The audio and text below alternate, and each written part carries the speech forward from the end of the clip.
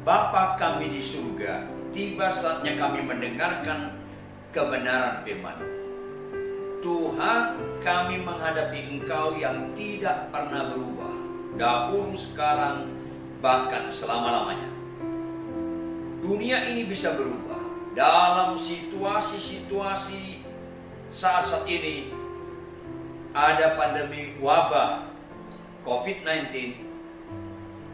Engkau tidak berubah. Engkau sama maha kuasanya, maha besarnya, penuh kasih dan maha adil. Dalam kebenaran yang mendasarilah Engkau memberkati setiap jemaat-Mu mendengarkan firman Tuhan dengan sungguh-sungguh dalam pertolongan Roh Kudus, sehingga apa yang merupakan isyarat Tuhan mereka tangkap dalam pertolongan Roh Kudus, mereka implementasikan, sehingga di tengah-tengah masa pandemi wabah COVID-19 ini, jemaat tetap kuat, sukacita, dan boleh melewatinya dengan sorak-sorai. Berbicara Tuhan, sebab dalam nama Yesus kami siap mendengarkan firman Tuhan. Haleluya, amin. Jemaat yang dikasih oleh Tuhan, mari kita sama-sama buka Alkitab kita dari Matius 7 ayat 24 sampai ayat 29. Saya ulangi, Matius pasal 7 ayat 24 sampai ayat 29. Di bawah tema dasar yang teguh. Ulangi jemaat di rumah masing-masing, apa temanya? Ya, dasar yang teguh. Saya bacakan dan Anda juga mengikuti di rumah masing-masing. Mari kita mulai. 1, 2, ya. Setiap orang yang mendengar perkataanku ini dan melakukannya, ia sama dengan orang yang bijaksana yang mendirikan rumahnya di atas batu. Kemudian turunlah hujan dan datanglah banjir, lalu angin melanda rumah itu, tetapi rumah itu tidak rubuh, sebab didirikan di atas batu. Tetapi setiap orang yang mendengarkan perkataanku ini dan tidak melakukannya, ia sama dengan orang yang bodoh yang mendirikan rumahnya di atas pasir. Kemudian turunlah hujan dan datanglah banjir, lalu angin melanda rumah itu, sehingga rubuh rumah itu dan hebatlah kerusakannya. Ayat 28-29. Dan setelah Yesus mengakhiri perkataan ini, takjublah orang banyak itu mendengar pengajarannya. Sebab ia mengajar mereka sebagai orang yang berkuasa, tidak seperti ahli-ahli Taurat mereka. Konteks kebenaran ini dari ayat 29 supaya kita mengerti betapa berbobotnya firman ini. Apa kata ayat 29? Sebab Yesus mengajar mereka sebagai orang yang berkuasa. Karena apa? Dari ayat 28. Dan setelah Yesus mengakhiri perkataan ini, takjublah orang banyak. Siapa orang banyak? Para pendengarnya latar belakang agama Yahudi, termasuk Petrus dan kawan-kawan para muridnya. Takjublah orang banyak itu mendengar apa? Pengajarannya. Dan dibandingkan dengan apa? Sebab ia mengajar mereka sebagai orang yang berkuasa, tidak seperti ahli-ahli Taurat mereka. Berarti ahli-ahli Taurat mereka beda dengan Yesus. Berarti ahli Taurat mereka juga mengajarkan firman. Tapi di mana membedakannya sehingga Yesus berkuasa? Yesus berkata, mendengarkan firman Tuhan itu dan melakukannya, ia sama dengan orang yang bijaksana. Tetapi setiap orang yang mendengarkan perkataanku dan tidak melakukannya, ia sama dengan orang yang bodoh. Matius pasal 23 ayat 1-3, Yesus berkata kepada murid-muridnya, ahli Taurat orang Farisi, termasuk para imam, sudah menduduki kursi Musa. Tuhan bilang apa? Dengarkanlah dan turuti semua yang mereka ajarkan. Tetapi jangan kau turuti kelakuan mereka, karena mereka mengajarkan tapi tidak melakukan. Saya ulangi, mereka mengajarkan tapi tidak melakukan. Itu beda sekali, saudara kekasih. Sayangnya kita seringkali terjebak. Kita kira kita mendengarkan firman Tuhan dengan bagus, berarti sudah melakukan. Belum. Bahkan kita kira kita sudah khotbah firman Tuhan. Kita dosen teologi, kita mengajarkan firman Tuhan, sudah melakukannya. Belum. Jemaat yang kasih Tuhan. Dasar yang teguh ini harus jemaat punya. Apalagi di tengah-tengah kesulitan. Jemaat yang kasih oleh Tuhan, sebelum perikop ini, Tuhan mengajarkan sesuatu yang dikagumi manusia. Apa itu? Matius 7, pasal yang sama. Ayat 21 sampai 23. Dan ini juga dikagumi banyak orang Kristen, orang gereja. Makanya hati-hati gagal fokus. Tuhan berkata kepada orang banyak, termasuk para murid-muridnya, bukan setiap orang yang berseru kepadaku, Tuhan, Tuhan, akan masuk ke dalam kerajaan surga, melainkan dia yang melakukan kehendak Bapa-Ku yang di surga. Pada hari terakhir, banyak orang akan berseru. Kata Alkitab, banyak itu berarti bukan sedikit, tidak relatif, memang benar-benar banyak.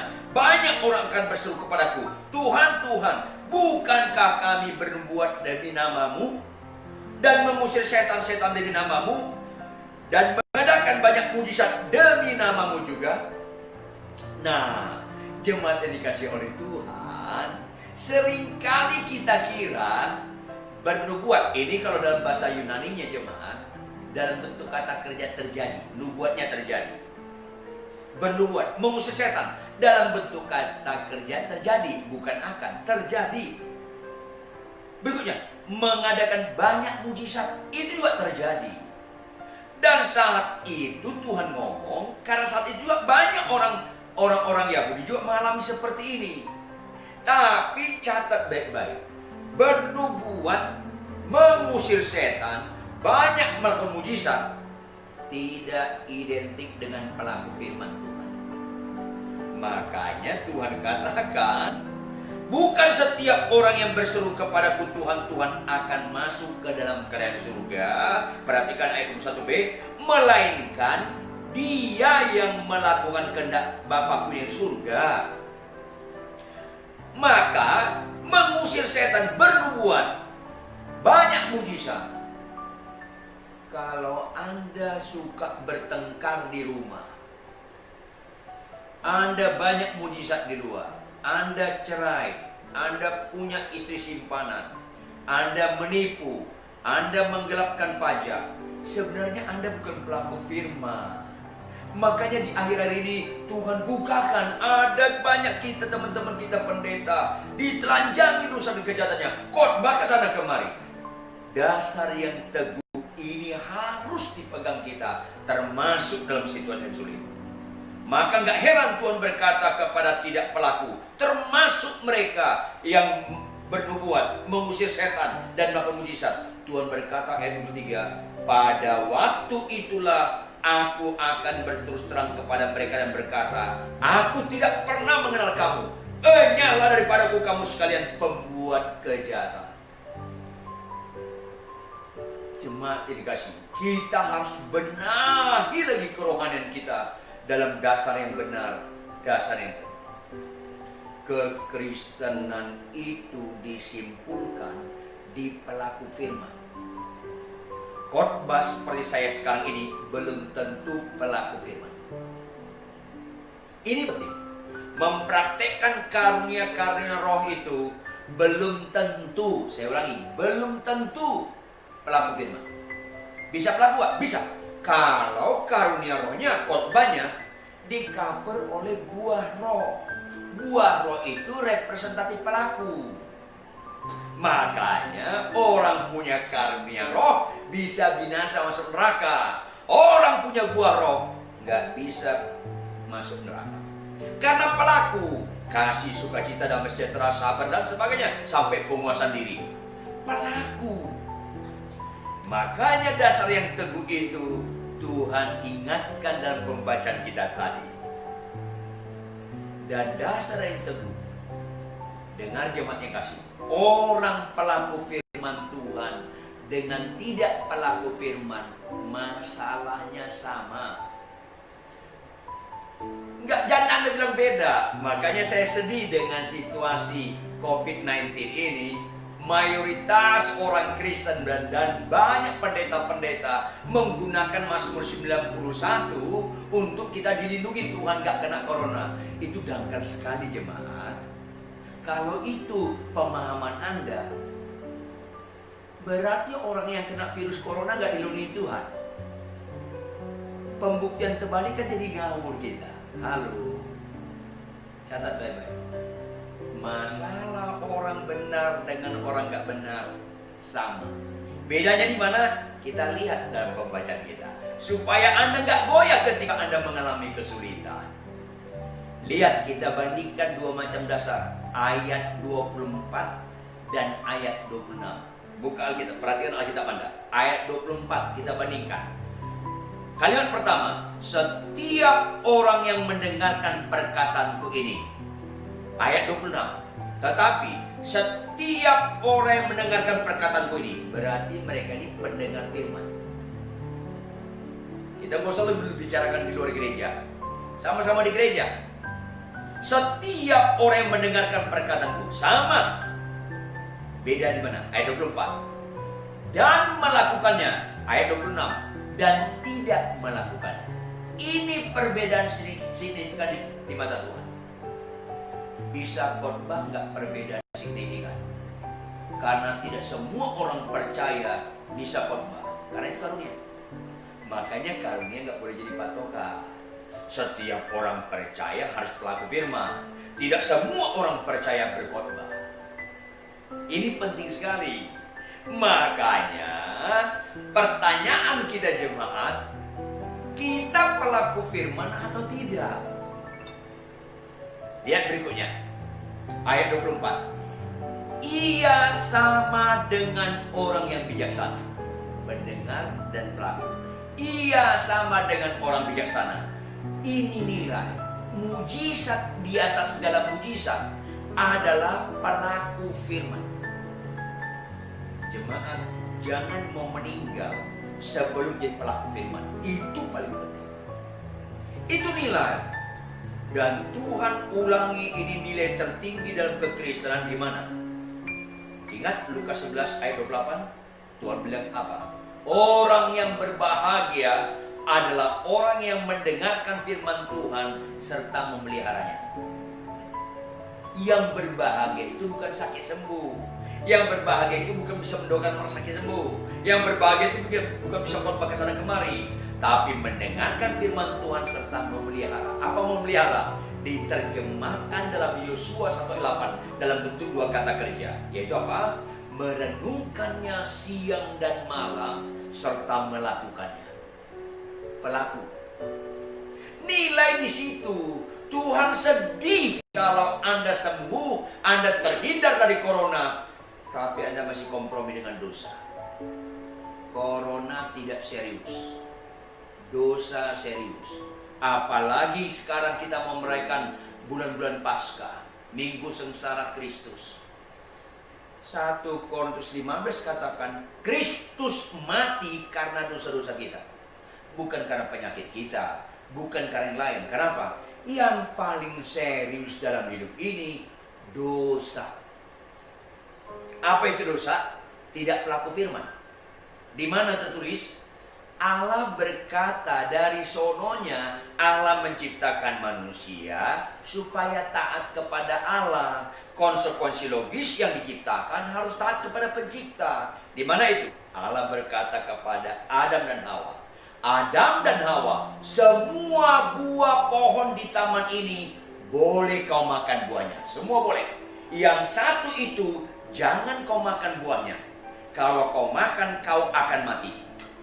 Fokusnya apa jemaat? Pohon buahnya atau perintahnya?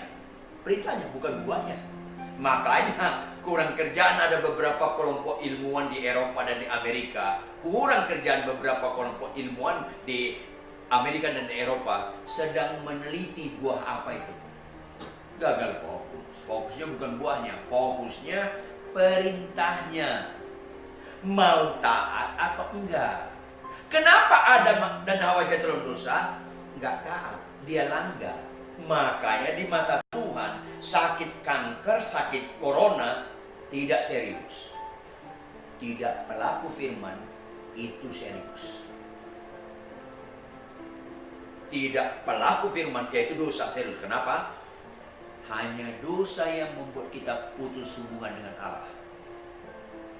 Coronavirus 19 tidak bisa membuat kita putus hubungan dengan Allah. Hanya dosa, upah dosa maut, bukan upah COVID-19 maut. Makanya saya sedih sekali kalau orang gencar banget menggunakan ayat sekedar terlindung dari corona. Gunakan ayat supaya Anda jangan berbuat dosa. Itu baru waras, itu baru keren. Dasar Anda teguh. Saya sedih. Orang gencar sekali memakai ayat-ayat untuk jangan kena corona. Loh kan, kita dilindungi Allah nggak kena corona. Berarti kalau yang kena corona itu nggak dilindungi Allah. Beberapa pendeta-pendeta saya kenal baik, mereka kena corona. Inilah gambaran menunjukkan orang nggak jelas imannya. Tetapi bisa orang itu nggak dilindungi Tuhan karena corona kalau dalam konteks sembrono. Anda dibilang di rumah, tolong untuk sementara ini kita ibadahnya kita di rumah. Terus kita saya percaya sama Yesus, kita salam-salam, saling peluk sama jemaat dan sebagainya, terus kena. Itu sembrono, itu mencobai.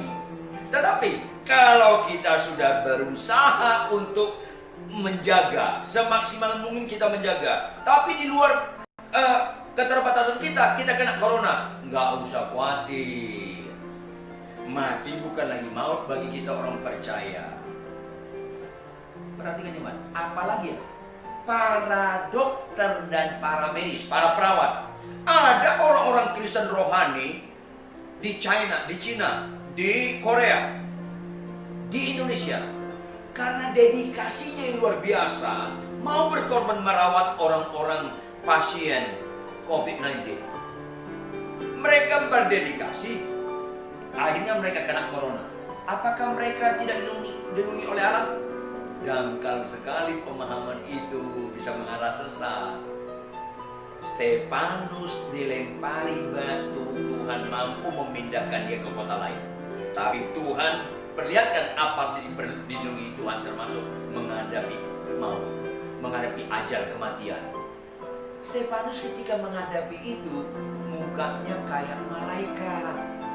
Bahkan kalimat seperti Yesus di kayu salib, dia ucapkan, Bapa, jangan timpakan kesalahan kepada mereka.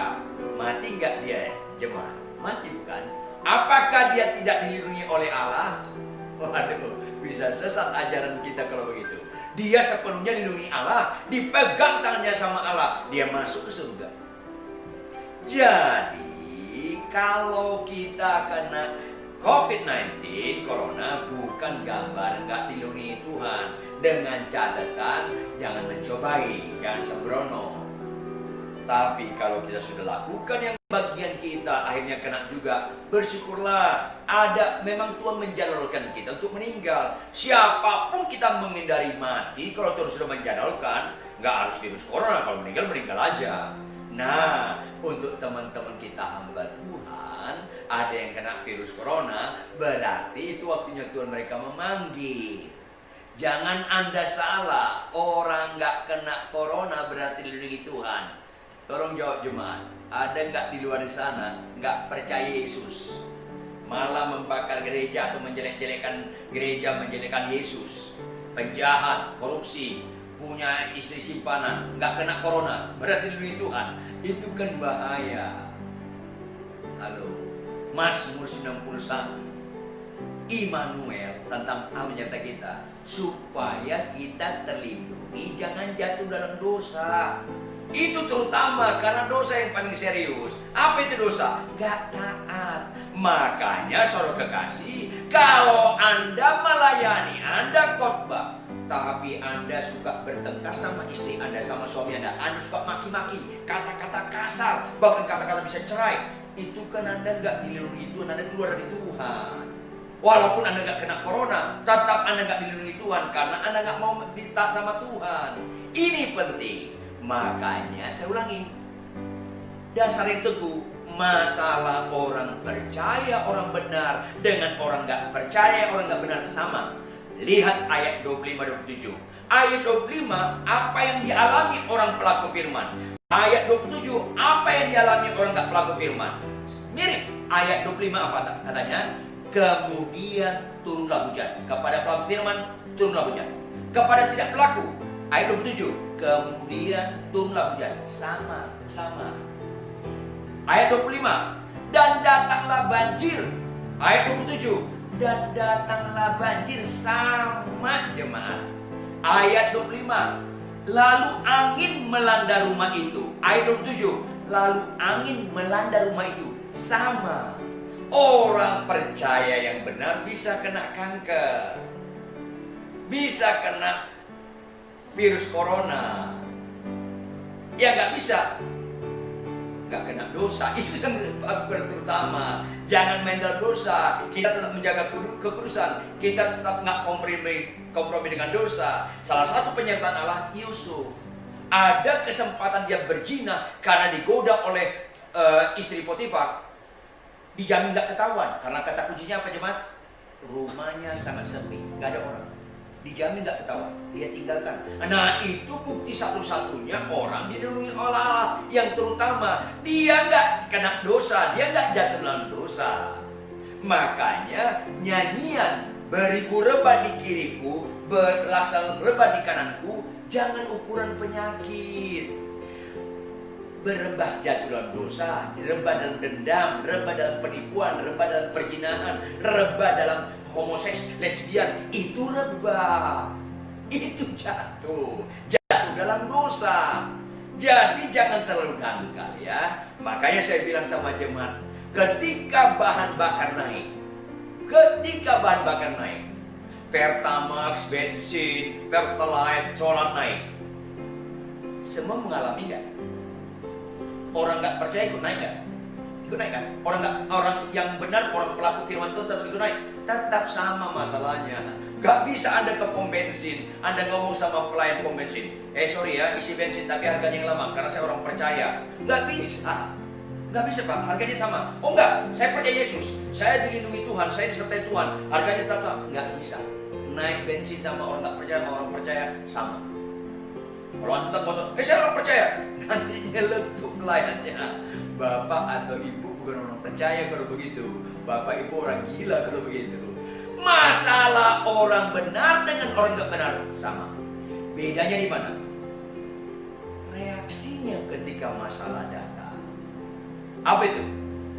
Ayat 25 bagian terakhir kita bandingkan dengan ayat 27 bagian terakhir.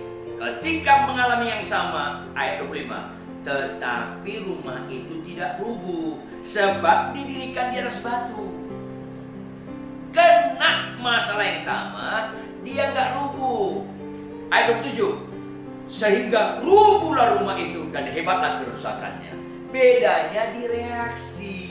Kenapa kita membalas kejahatan dengan kebaikan? Karena kita nggak rubuh. Kenapa kita mengampuni orang yang bersalah kepada kita? Karena kita nggak rubuh. Kenapa bagaimanapun kelakuan istri kita, kelakuan suami Anda, ibu-ibu, tetap Anda nggak cerai? Karena Anda nggak rubuh. Kenapa Anda dimaki pasangan Anda balas maki? Karena Anda rubuh, Anda rebah. Kenapa Anda tidak mau mengampuni orang lain? Karena Anda rubuh. Berarti Anda nggak dilindungi Tuhan. Mazmur 91 kata kuncinya di mana? Dia melekat badan, melekat, pelaku firman, melekat. Jadi ini penting. Dalam kesempatan ini, kalau ada di antara pendengar, kalaupun misalnya korban yang akan direkam, akan didengar orang lain, kalau ada di antara Anda pendengar atau anggota keluarga yang kena virus corona, jangan salahkan Tuhan.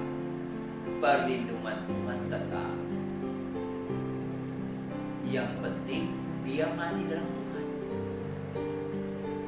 Jadi kuatlah, jangan salahkan Tuhan. Jangan merasa menghakimi diri, bukan. Tapi kalau Anda main-main dalam dosa, berarti Anda gak lindungi Tuhan. Jadi kalau kena COVID-19, Tuhan akan memberikan penghiburan bagi Anda kepada. Tuhan akan beri kuasa. Bisa sembuh. Tapi kalaupun gak sembuh, kita percaya memang itu waktunya Tuhan, agendanya Tuhan untuk dia dipanggil kesembuhan. Ini dasar yang teguh. Makanya kita jangan sampai nggak pelaku firman, kita nggak taat sama Tuhan. Di tengah-tengah wabah pandemi virus corona ini, mari kita semuanya bertobat. Kita tahu perintah Tuhan, jangan nggak kita lakukan. Kita tahu ada ketidaktaatan, kita tahu ada dosa, bertobat tinggalkan. Jangan ulangi. Ini dasar yang teguh, pelaku atau tidak pelaku. Bukan kena kanker atau nggak kena kanker. Bukan punya mobil atau nggak punya mobil. Bukan punya anak atau nggak punya anak. Jangan itu ukuran umum, ukuran dunia. Jangan itu ukuran. Bukan kita kena virus corona atau nggak kena. Bukan itu. Orang nggak percaya, itu yang saya bilang tadi. Orang nggak percaya pun banyak yang nggak kena virus corona. Jangan. Orang pejahat pun banyak yang nggak kena virus corona. Nggak kena virus corona. Jadi jangan itu ukuran. Maka Bapak, Ibu, Saudara, jemaat yang dikasihi Tuhan, di rumah, dimanapun Anda berada, berapa banyak firman Tuhan yang kita ketahui, tapi berapa banyak kita abaikan dan tidak kita lakukan. Mulai yang sederhana, mulai dalam rumah tangga.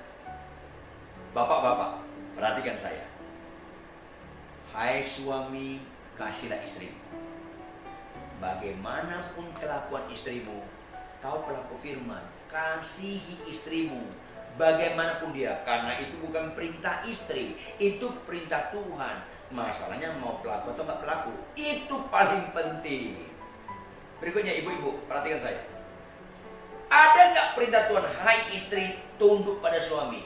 Lakukan. Kalau kau taat pelaku, kaulah yang mengalami perlindungan Tuhan. Ukurannya pelaku atau nggak pelaku. Ini penting sekali.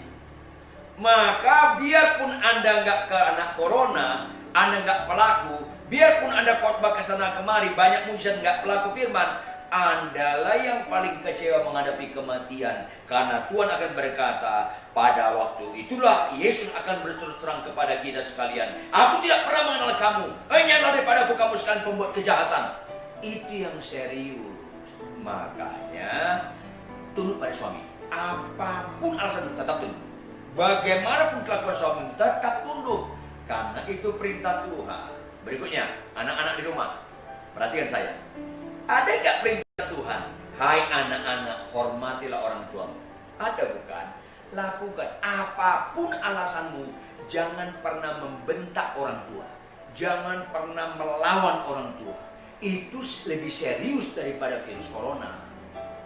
Jangan kita takut virus corona, tapi nggak takut melawan orang tua. Dasar kita dangkal sekali kalau begitu. Orang-orang Kristen itu kayak manusia-manusia umumnya, kayak nggak orang Kristen. Maaf ya, perhatikan ya jemaat ya. Mana lebih tinggi angka kematian? Kecelakaan naik motor atau kena virus corona? Jauh lebih tinggi kematian orang kena motor.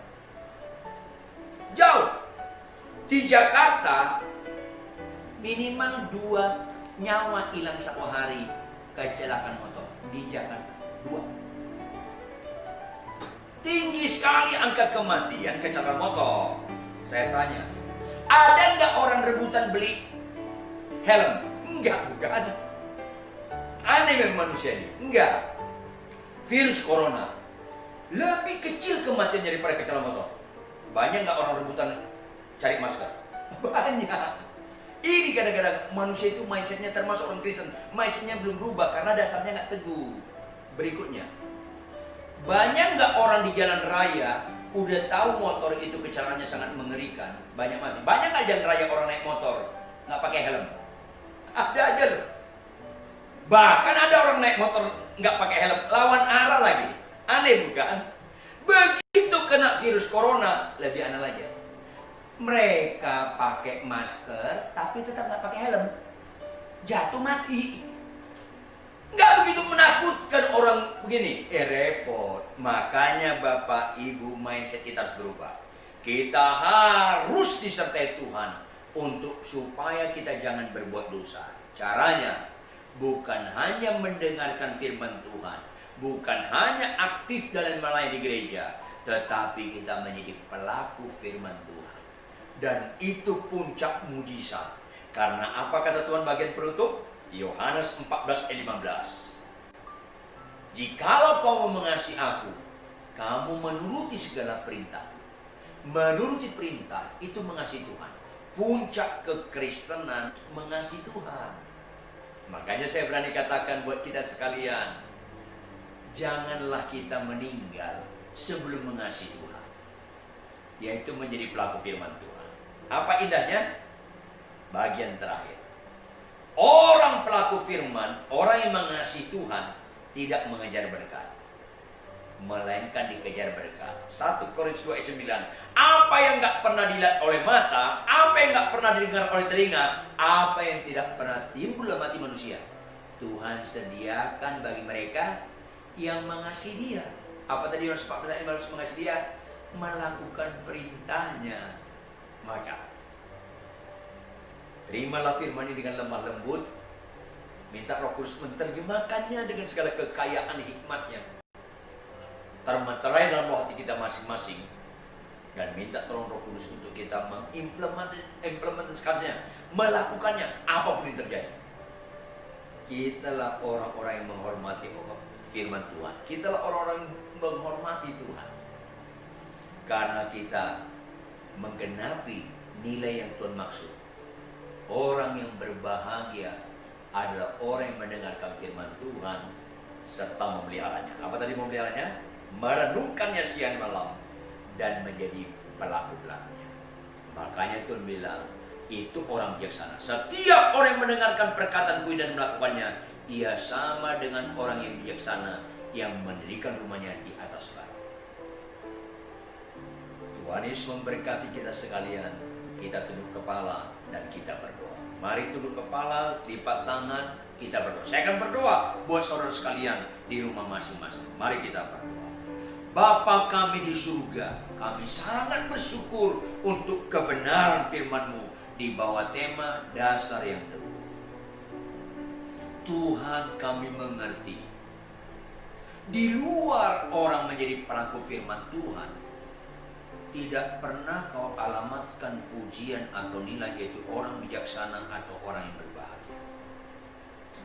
Oleh karena itu, bawalah kami jemaat-Mu Tuhan untuk menjadi pelaku firman. Mulai dari hal yang sederhana di rumah, mengasihi istri, tunduk pada suami, menghormati orang tua, membalas kejahatan dengan kebaikan, mengampuni satu dengan yang lain, dan seterusnya. Pelaku firman itu. Karena ketika kami mentaati firman, di situ berbobot statement hidup kami berkata, Engkau Tuhan kami. Tanpa ketaatan, semua kegiatan rohani kami tidak berbobot mengakui Kau Tuhan. Tolong Tuhan. Di balik statement hidup kami taat pada firman Tuhan, ada statement hidup kami berbobot berkata, Kau Raja kami, Kaulah segalanya bagi kami. Bahkan kami mengasihi Kau. Tuhan Yesus Kristus, baiklah kami menikmati Mazmur 91 atau makna Immanuel dengan hidup dalam kekudusan, tidak jatuh dalam dosa, tidak kompromi dengan dosa, sehingga kami boleh menggenapi perlindungan Tuhan supaya kami hidup dalam kekudusan dan alam dahsyat di tempat kudusnya. Ampuni kami Tuhan kalau kami menggunakan perlindungan-Mu, menggunakan Mazmur 91, menggunakan kuasa darah Kristus, menggunakan Immanuel, sekedar terhindar dari virus corona. Terlalu rendah derajat nilai-nilai yang Kau buat di kayu salib kalau hanya sekedar terhindar dari virus corona. Ampuni kami Tuhan. Oleh karena itu Tuhan, dalam kesempatan ini, jika ada dosa dan kejahatan kami ditegur secara langsung atau tidak langsung, ampuni kami. Biarlah firman Tuhan hari ini kami dengar, kami renungkan siang dan malam melalui pertolongan Roh Kudus, dimeteraikan dalam roh hati kami masing-masing melalui pertolongan Roh Kudus. Kami mengimplementasikan, kami menjadi pelaku keluarga firman dalam kehidupan sehari-hari, dimulai dalam rumah tangga kami, sehingga kami berkenan di mata Tuhan, sehingga ketika kedatangan-Mu yang kedua kali, Kau alamatkan statement yang benar kepada kami. Berbahagialah hamba-Ku yang setiawan. Orang-orang setia pelaku firman Tuhan. Terima kasih Tuhan. Berkati jemaat-Mu Tuhan.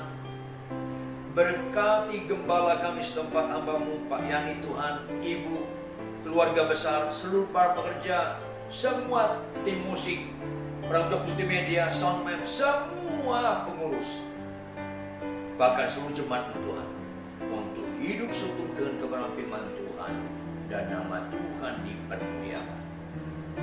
Dalam nama Tuhan Yesus Kristus. Haleluya. Semua jemaat sekalian bersama-sama katakan amin. Tuhan memberkati. Shalom.